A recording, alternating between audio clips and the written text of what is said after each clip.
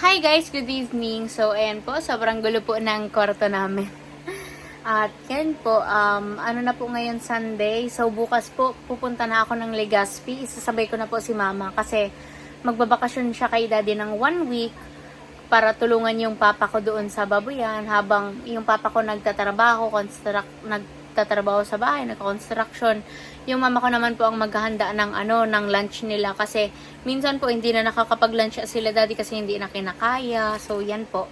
Kaya nag-decide po akong pagbakasyonin doon si mama para matulungan niya din po ang papa ko. Tapos ayan guys. So syempre bago tayo umalis, kailangan settled lahat ng bills. May mga isa-settle pa naman ako pero yung sa online na lang yun, i-gcash ko na lang yung mga babayarang iba. Pero yung mga kailangan cash talaga, so yan. May aabot po tayo kay mamang allowance, tsaka sa mga bills and mga needs din. So yan po. So guys, ito po yung ibibigay nating pambili and pang gastos nila mama, pambayad din. Para isettled po yung mga bills bago ako umalis, bago po ako pumunta ng Hong Kong. Gusto ko talaga settled na para wala na pa akong iisipin. Legit na bakasyon na talaga, guys. Meron man, pero konti na lang. So, eto po, 4-5. 4-5 po kasi ang allowance ng mga baboy ko. Pagkain po nila, 4-5 po yan weekly. So, eto, 4-5 para sa mga baboy. Tapos, yung weekly po namin hinuhulugan guys, 2-5. Tapos, yung iba po na bills, isa-settle ko na lang siya online. Ito ay budget ng aking mama, 5,000. 1 week niyang budget doon. At kapag may mga chat na lang. Pero sana okay na. Wala na po akong pera, guys. Salamat na. I love you, ma. Salamat. So, guys, okay na yung bills natin. So, yan. Kita-kita tayo sa Legazpi pagkuha ng passport. So, guys. Sakay naman natin. Ayan na si mother. Salamat, Toy. Ingat ka mo. Ayan. Paalis na po siya. Nasa Bakakay na po kami. Hinatid ko lang siya. Ayan guys, ang daming dala. Hindi na tayo tumauwi. So, nasa DFA po ako. 2 PM pa. 1 PM pa lang. 2 PM pa po ang release. Ang daming kukuha. Tapos pagka-claim ko po bukas, pa-Manila na ako. So guys, day 2. Papunta po ako ulit ng Legazpi para kumuha ng passport. Kahapon po, wala pa daw yung passport ko sa DFA. So, kailangan kong bumalik na naman ngayon para kunin. Sana po makuha ko na 30 na po ngayon. So, dapat 31 flight ko. Flight namin ni Tita Rosaline. Kaso nga yan, may problema yung passport ko. So, yan. Hindi ko alam kung anong gagawin. Guys, ayan. Day 2. Galing na naman ako sa DFA. Wala pa din yung passport ko. Ang tagal. Hindi daw sure kung kailan ang dating. Basta daw this week. Paano kaya ito? Bukas na ang flight ko. Ayan po. Papunta ako ngayon ng SM. Magre-relax na stress ako guys. Ayan, grabe. Grabe yung challenges.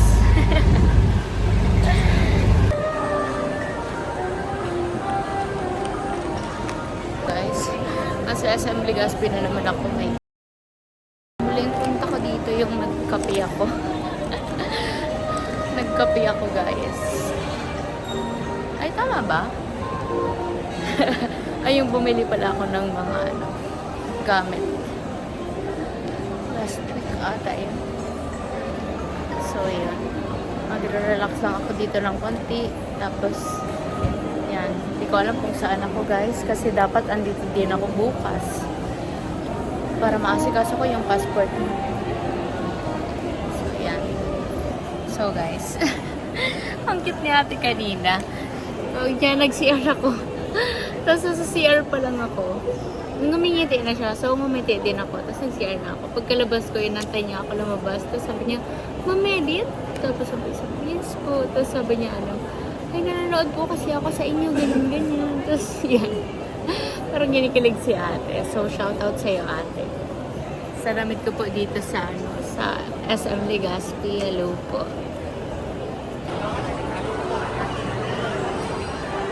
Guys. Nasa SM ako Legazpi pa guys, pero ang OOTD ko parang mga pangbahay lang.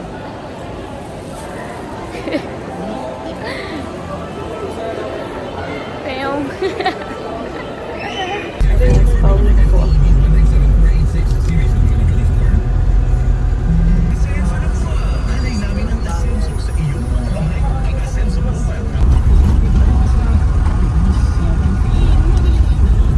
So guys, kakadating ko lang po ng Naga.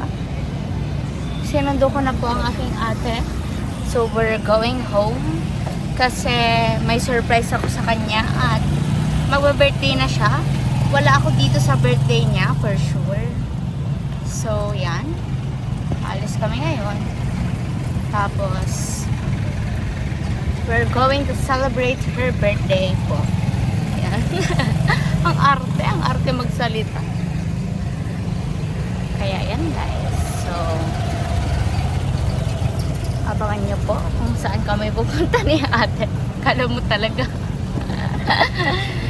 Are you excited, ate? Yes. Excited daw po siya. So, dito po ang plaza namin guys. Yan po ang plaza namin. Yan. Ang Naga City. Yan. Dito na po kami guys sa bahay. So, yan. Nagre-reklamo ang aking ate. Wala po kasi talaga ditong tubig. As in, nagkakatubig lang po pag minsan 12, minsan 2 a.m. na. Swertihan or 1. Swertihan na lang po kung magkatubig ng 11 p.m. So, yan. Natatapos po ang ate ko maghugas mga 4 a.m. guys. Yan, ganyan magsakripisyo ang ate ko. Kasi siya po talaga ang dito. Siya po ang hands-on dito sa bahay. Hindi po ako kasi kailangan ko sa labas para makapaghanap buhay. Like, yun ako eh. Hindi ako pang bahay po. Well, marunong naman po ako sa bahay. Pero hindi po talaga ako para dito. Kailangan ko pong andun sa bahay. Kasi kung parehas po kami ng ate ko andito sa bahay, wala pong walang tutulong kila mama mag-finance ng mga gastusin, ng mga bills. So, yun. Kaya po, lagi akong wala kasi kailangan ko maghanap buhay, guys. Kaya, yan. Well, naiintindihan naman po yun ng magulang ko. So, guys, nandito po kami ngayon sa Bus B. Kasama ko si ate. At Pip, ang daming nagsasabi, nagtatago ka daw sa camera. Oh, yan na, yan na. Yan po. Shy type po siya, shy type. Ay, sorry. Nandito po kami ngayon, magdi-dinner. Magsa-celebrate po kami ng birthday ng aking ate. So, yan.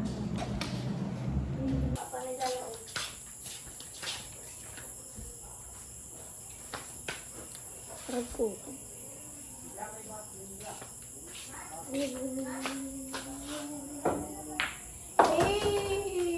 solid. Yes. Solid ba to? Solid yan. Solid yan. Ay, stripes.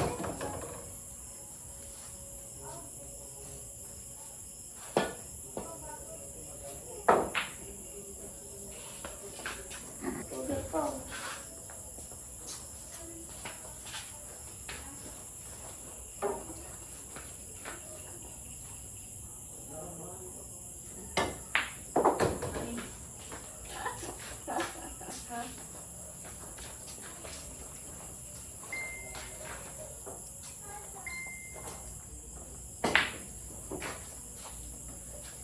Ang gana ka daw ito, baby. Ay, garo. Underestimate mo ang ate mo ay.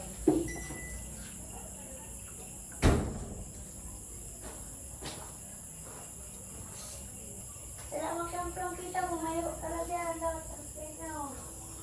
Oh guys, tignan nyo, tinuturuan po ako ng anak ko guys. Wala. Well, Yan. Parkian. Ano na lang, ayun ako tayo mas madali. Parkian. Yan. Sok-sok na.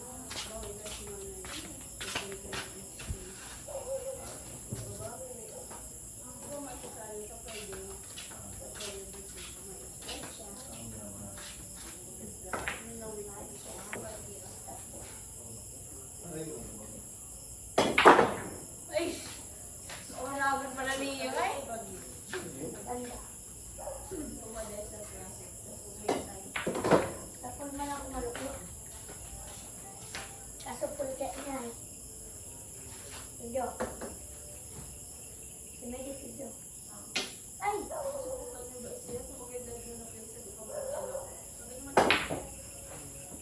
Ay! Paano? Guys, ang galing niyo po mag-billiards.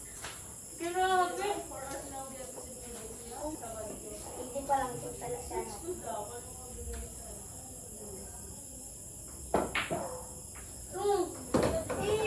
Quiz siya. Siyempre, kasi kanino ka magmamana? Siyempre sa akin, di ba guys?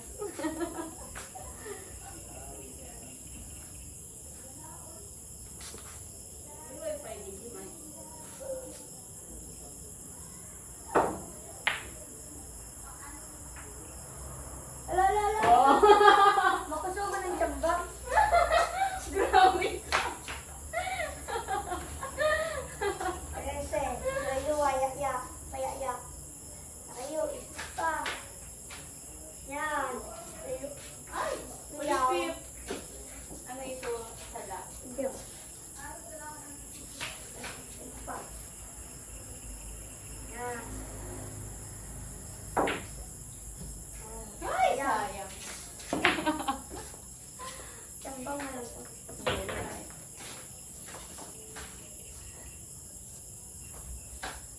Ang pang-prepare. 15 mo na. Ay, ano ni?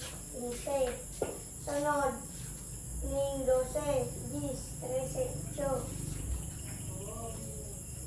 Tama, Pip. Lagi-lagi mo rin din ang baso. Stat ball. Ang stat ball, yan, pa tama. Tayo na, mag-aro-aro ka. Stat ball. Ang bako sunod bato. Rhea. Kasi, Rhea, kasi, kabanda naman. Panood na. Ako trade yan. So, Gcash pati. Ate, may Gcash yan. Ay!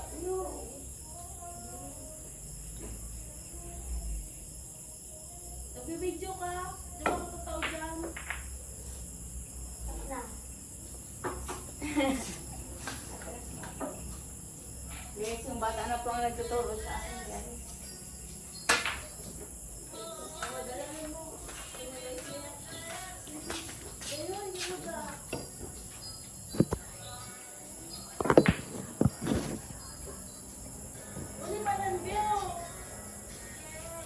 Ako na. Batanes? Bako, may ba isiha? Ayun.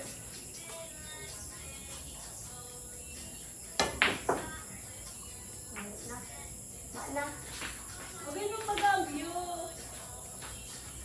Bisa mo na. Ayan, dish. Na. Parang yun ang Pip. Kaya yan. Masakay pag nagsalita ka.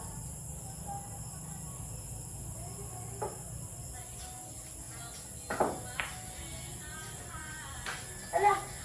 Please, no. Ay, wait lang. Wait lang.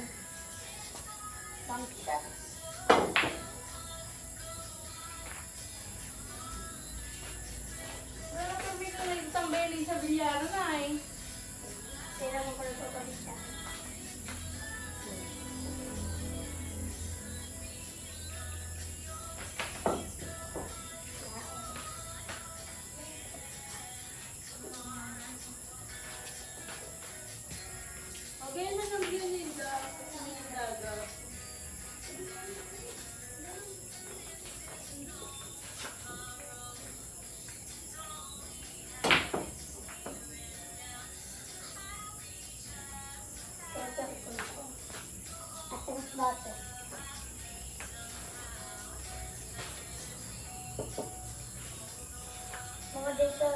day ka to nag-billiard do.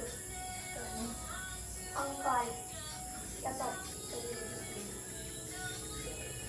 Wow. Tama, Pip. Yan mo lang sila.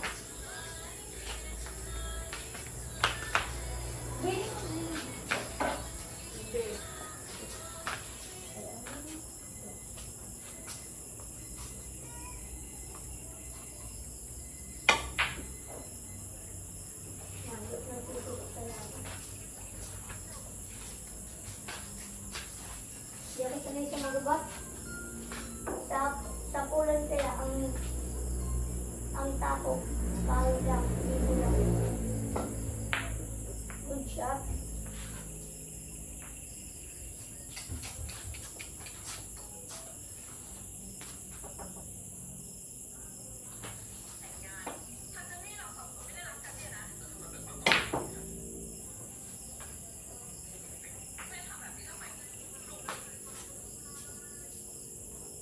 Hinap na, 13. Gawin lang. Bagsak lang, bagsak. Ano piso? Eh, dyan tira mo. Hindi. Ay, hindi ka tamaan. Ha? Meron pang Pip. Ingin na lang 12. Kinaay, Jo. Gawin lang. Bato. Ayun. Tawa ka lang. Pising ko.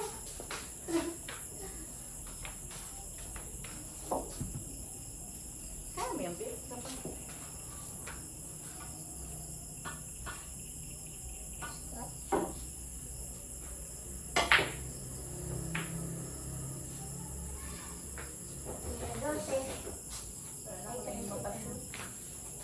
Magpagkala na, puros na pising.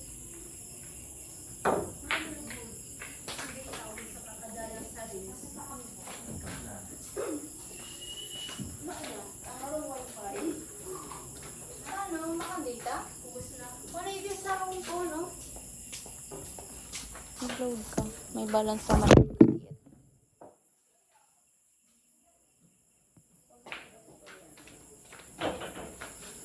Dahil hindi ko man ano sa bangko pa kay Diyos.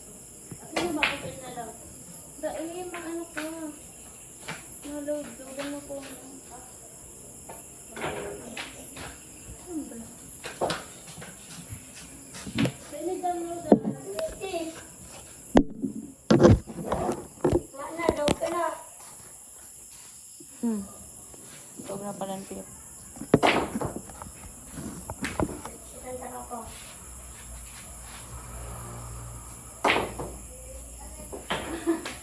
Ano na guys, talo ako guys. Check na ate F. Yan na siga kanan ta. Ayos na daw yan po, Pip. Ang galing niya po. Ang galing niya maglaro. So, yan. Dito po kami ngayon. Sa Bosti. Kakain at maglalaro. Yan. Very talented po talaga yan, guys. Mahiyaan lang, guys. Pero talented yan. So, guys. Ayan na. Ang simple celebration ng aking ate. Kasi hindi ako nasatisfied doon sa sa pagpunta namin ng Tagaytay. Ano ko na yan, pa-birthday ko na yan sa kanya. Pero syempre, last 2 weeks ago. So yan po, nagpunta kami ng Tagaytay. Birthday gift ko po yun sa kanya. And hindi pa ako masyadong kasi syempre, malapit na yung birthday niya. Tapos nasa Hong Kong ako during her birthday. So, magsa-celebrate po kami ngayon. Tapos pag-uwi ko. And yan. Sobrang deserve po ito ng ate ko. Kasi, guys, oras ng pagdadarama dyan. Dapat may apel na sa viewers. Kasi, guys, yan, yung ate ko, like, Gawin ko siya. the best ate yan. The best ate ko yan. Gusto ko siyang umiyak ngayon. The best ate ko yan, guys. Sobrang, dami niyang sinacrifice para tulungan yung parents namin. Hindi siya nag-enroll ng college para matulungan sila mama kasi Nung time na yon hindi pa ako makatulong sa parents namin. Tapos, yan si ate ang ang tumulong kay mama. Sinacrifice niya yung pag-aaral niya para lang matulungan si mama, matulungan ang family namin. Kaya yan, sobrang grateful po ako sa ate ko. Tapos, ngayon na kaya ko nang bumawi, yan, babawi po ako. At yan, kapag nag-okay yung yung mga businesses ko ngayon, papag-aralin ko po siya next year. Yan ang pinaka-goal ko guys, na mapag-aral ko yung ate ko next year para yan, makapag-aral siya sa college at magkaroon siya ng magandang future. Pero ngayon pa lang, tutuparin ko na yung mga dreams niya. Yan. Yung mga gusto niyang puntahan, pagsisikapan kong maibigay yun. Kaya yan. Pag may passport na. Tapos, yan guys.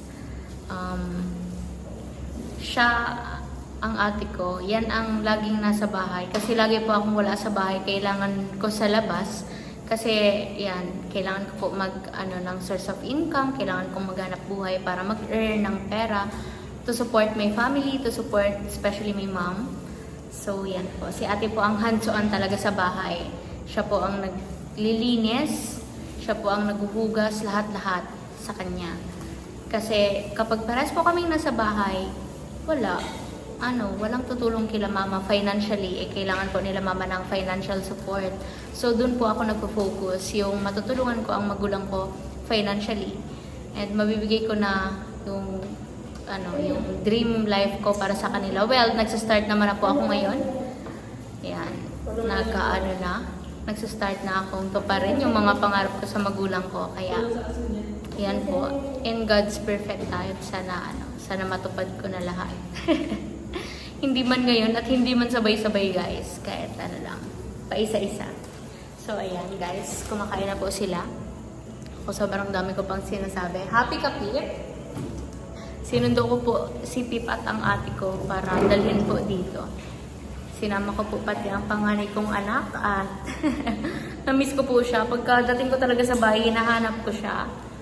Tapos yun, buti na lang gising pa po siya. Kaya naisama ko kahit late night na po dito. So yan guys. Yan lang po ang aking content for tonight. Thanks for watching po and thank you po sa Team Medit